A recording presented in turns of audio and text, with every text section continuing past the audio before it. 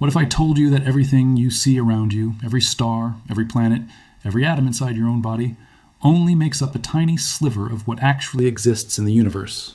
What if the rest, the massive invisible bulk of reality, has been hiding in plain sight for over 14 billion years, and one quiet woman with a notebook and a telescope was the first human being ever to catch it in the act? Something is wrong with the sky above us, and it has been wrong since the beginning of time. Scientists knew it.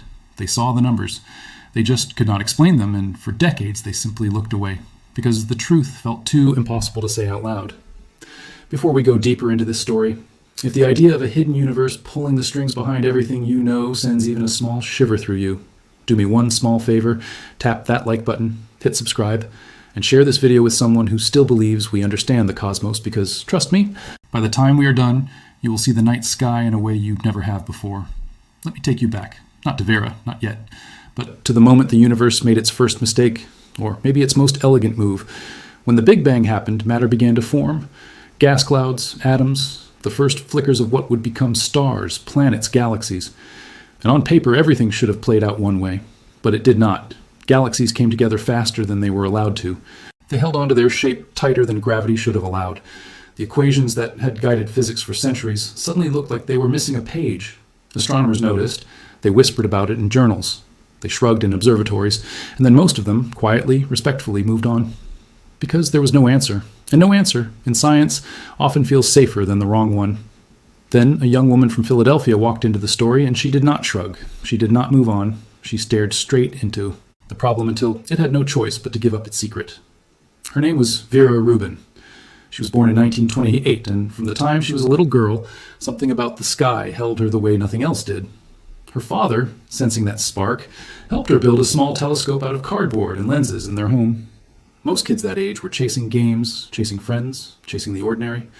Vera was chasing stars from her bedroom window, tracking them across the sky night after night, filling notebooks with their movements.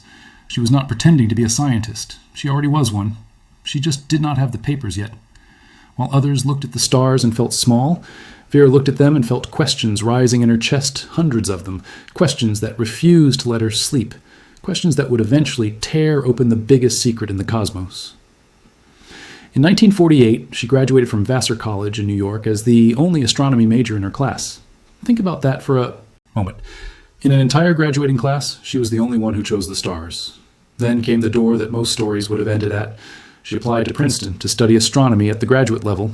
Princeton said no, not because her grades were weak, not because her mind was ordinary.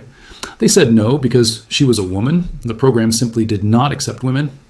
A policy, by the way, that would not be dropped until 1975. But Vera did not stop. She just went around them.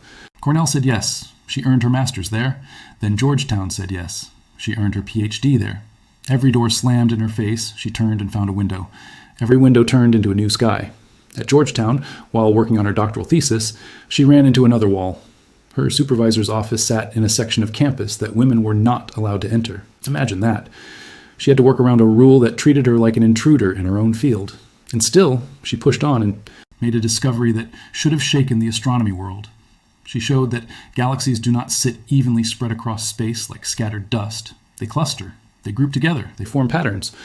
It was a big finding, a fresh one, an important one. She submitted it for publication. And what happened next tells you everything about the world she was walking through.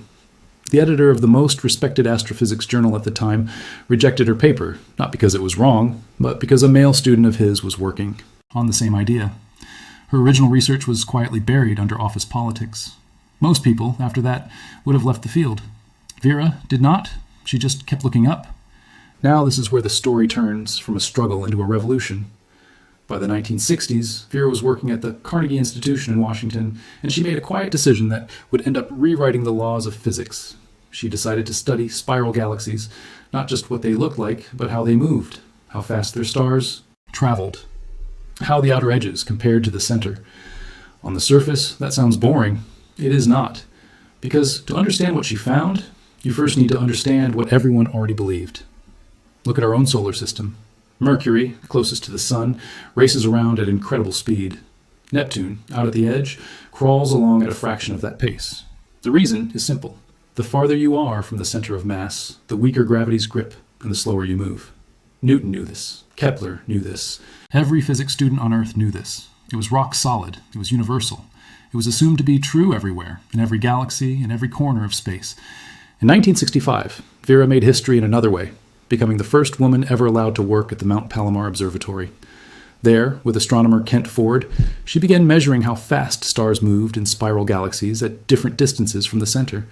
And what she saw on that data broke something inside modern physics. The stars at the outer edges of the galaxies, the ones that should have been drifting lazily like Neptune, were racing along at almost the same speed as the stars near the middle. Let that settle in your mind for a second. The outer stars, the ones with the least gravitational pull, were moving as if they were being tugged by something enormous, something invisible, something no telescope in the world could see. It was as if you were watching a spinning record, and instead of the outer edge moving slower than the center, every single point on it was locked at the same speed. That does not happen. That cannot happen. Unless there is something else out there. Something huge. Something silent. Something exerting massive gravitational force without giving off a single photon of light. Vera did not shout. She did not run to the press. She measured. She checked. She measured again. She looked at another galaxy, then another, then another. 60 spiral galaxies in total. And every single one told her the same impossible thing. Something was there. Something invisible. Something that was reaching into every corner of every galaxy and holding it together in defiance of everything astronomers had ever believed. This effect became known as flat rotation curves, a strange phrase for such a shocking truth. The speed of stars did not drop off at the edges. It stayed steady. And the only explanation, the only math that made sense, was that galaxies are wrapped inside enormous invisible halos of matter. Matter we cannot see. Matter we cannot touch. Matter that outweighs everything we can see by a factor of 10. 10 times. For every gram of visible star, gas, and dust, there are 10 grams of something else. Something that had been staring back at us from the darkness the entire time. And I want you to pause here for a moment, because if this thought is doing what it did to me the first time I truly understood it, then take a breath. Drop a comment below with the word invisible. And hit that subscribe button so you never miss the moment science quietly rewrites the world. Because we are only at the beginning of what she uncovered. The name for it already existed, floating on the fringes of physics for decades. A few scientists had thrown around the phrase dark matter as a wild guess, a placeholder, an idea nobody could prove. Vera Rubin did not invent the term. She did something far more powerful. She proved it was real. She turned a fringe idea into the foundation of modern cosmology. Suddenly, every galaxy was an iceberg. What you saw in a Hubble photograph, all those glittering arms and glowing cores, that was the tip. The vast, cold, invisible bulk beneath the surface was dark matter, and it dwarfed the visible universe in every direction. Then scientists zoomed out further, and the picture got even more staggering. Ordinary matter, the stuff of stars, planets, oceans, skin, breath, love, makes up only about 5% of the universe. Dark matter accounts for around 27%. And the rest, an even bigger, even stranger force called dark energy, makes up the remaining 68%. 5%. Read that number and let it hurt a little. Everything you have ever seen through every telescope ever built, every photograph of a nebula, every glowing planet, every human being alive today, everything is only 5% of what actually exists. The universe is mostly something else, something we still cannot name, something we still cannot touch. And it was Vera Rubin sitting quietly in an observatory with a stack of printouts who first said out loud, "The math is not broken. Our understanding is." That single sentence, that single willingness, is what separates a great scientist from a good one. Most people, faced with numbers that break the rules, decide the numbers must be wrong. Vera decided the rules must be wrong. And she was right. But here's the part of the story that will sit heavy on your chest. Because the world does not always thank the people who break its walls. Dark matter is one of the most important discoveries in the history of astronomy. Scientists across the world believed Vera Rubin deserved the Nobel Prize in Physics for it. Some said openly it was the most obvious Nobel case of the century. And yet the phone never rang. She died on December 25th, 2016, at the age of 88, and the Nobel never came. Emily Levac, an astronomer at the University of Washington, once put it beautifully. She said dark matter completely reshaped what we thought the universe was. It gave birth to entire new fields of astrophysics and particle physics. Nobel's own will says the prize should honor the most important discovery in physics. If dark matter did not fit that, then nothing did. No woman had won a Nobel Prize in physics since 1963. Vera Rubin, the person who cracked open 95% of the universe, was not chosen. She received the National Medal of Science. She received the Gold Medal of the Royal Astronomical Society. She received the Gruber Prize in Cosmology. She was elected to the National Academy of Sciences, only the second female astronomer in history to be given that honor. But that one prize, the one the whole world watches every October, never landed in her hands. Not because her work was too small, because it was too enormous to be seen fairly by a system that was not built to see her. And here is what stops me every time I read her words.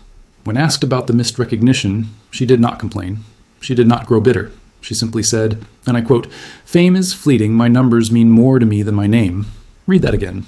Fame is fleeting, my numbers mean more to me than my name. That one sentence tells you exactly who Vera Rubin was. She did not chase dark matter for glory. She chased it because the universe had been lying to everyone, and she refused to let the lie continue.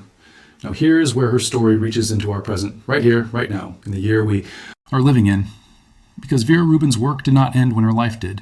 In many ways, it is only beginning to bloom. In 2019, one of the most ambitious telescopes ever built was renamed in her honor. It became the Vera C. Rubin Observatory, the first national observatory in the United States ever named after a woman. Not one of the first. Let that thought stand for a second. It carries her name because no name fit better. On June 30th of this year, the Rubin Observatory officially began what may become the most important astronomical mission of the century, the Legacy Survey of Space and Time, known as LSST, a 10-year mission. A single telescope, scanning the entire southern sky night after night, again and again, painting a moving picture of the universe. Not a single frame, a cinematic record, a 10-year time-lapse of everything that changes in the cosmos. The camera on top of this telescope is the largest ever built for astronomy, 3.2 gigapixels. Your phone camera might capture 12 megapixels on a good day.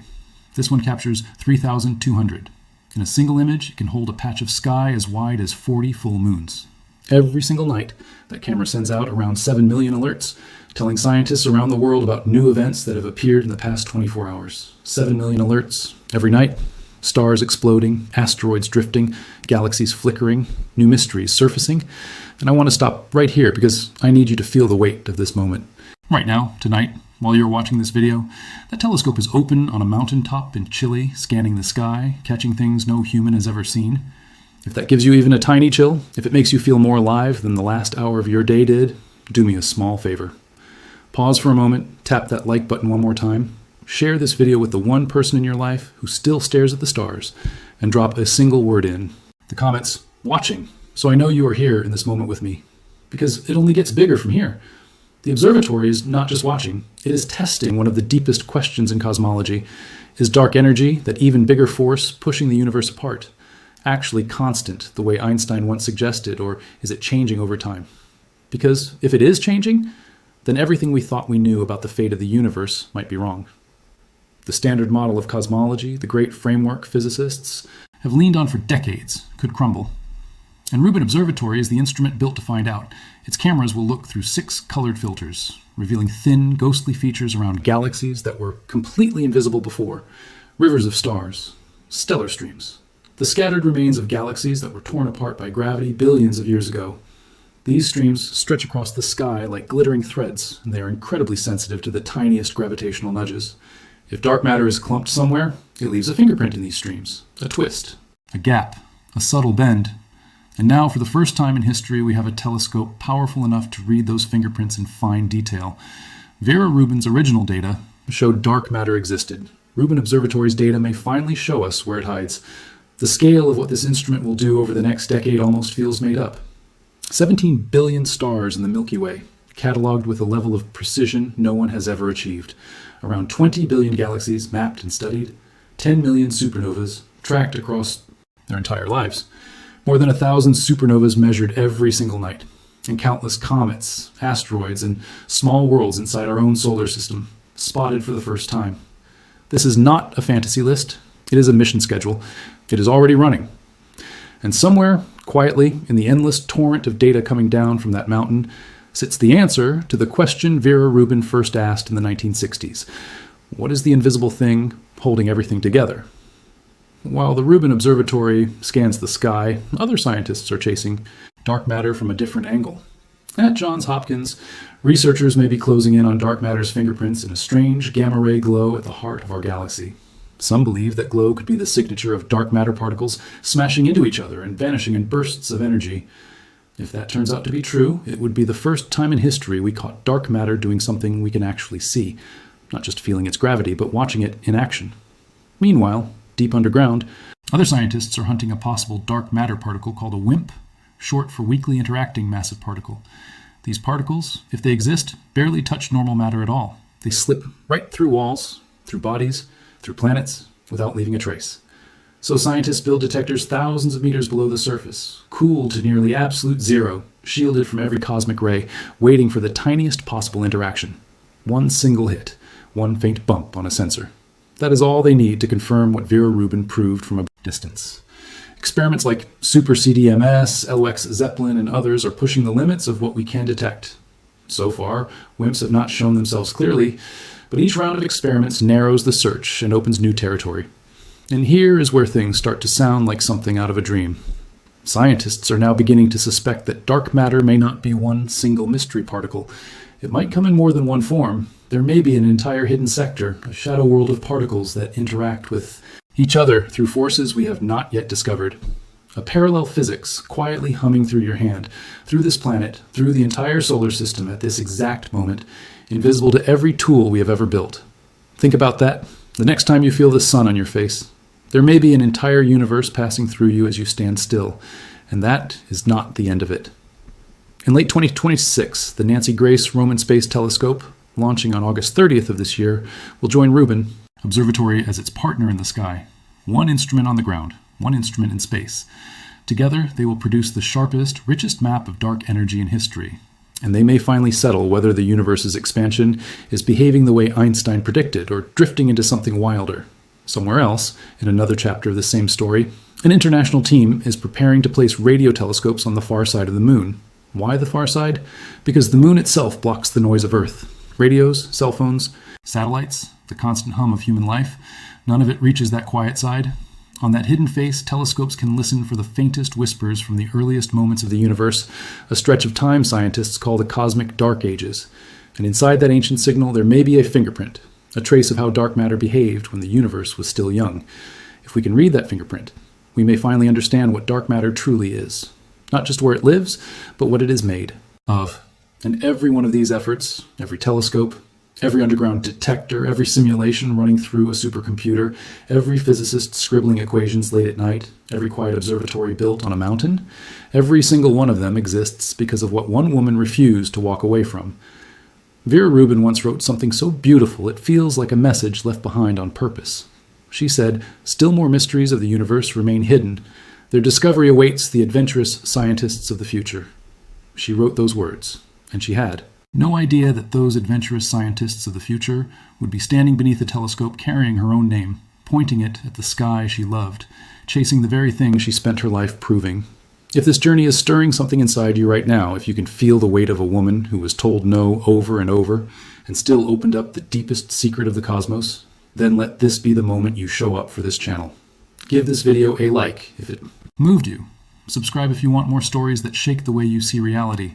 And if there is one friend in your life who needs to feel small in the best possible way, send them this video, because these are the stories the world does not tell enough. Now let me bring the full picture together, because it is bigger than most of us realize. Right now, in this moment we are living through, about 95% of the known universe remains a total mystery. We do not know what it is. We do not know how it behaves at the smallest level. We do not know if it is one thing or many. All we know for sure is that it is nothing like the matter we breathe, walk on, or hold in our hands. The stuff we do understand, stars, planets, atoms, us, adds up to a shy 5%. That is the crack Vera Rubin found. That is the wall she leaned against until it opened. She did it with data, with patience, with an almost stubborn faith in the numbers over the assumptions. She was told no by Princeton. She had her research quietly buried by an editor. She watched men receive Nobel Prizes for discoveries she considered less important than her own. And she still kept going for over 50 years. Not for fame, not for applause, but because the universe was refusing to explain itself, and she was not willing to let it stay silent. In 2025, the United States Mint released a Vera Rubin quarter as part of the American Women Quarters program. A little girl who once traced stars from her bedroom window with a cardboard telescope now sits in the pockets of strangers she will never meet, her face on a coin that gets passed hand to hand across a country.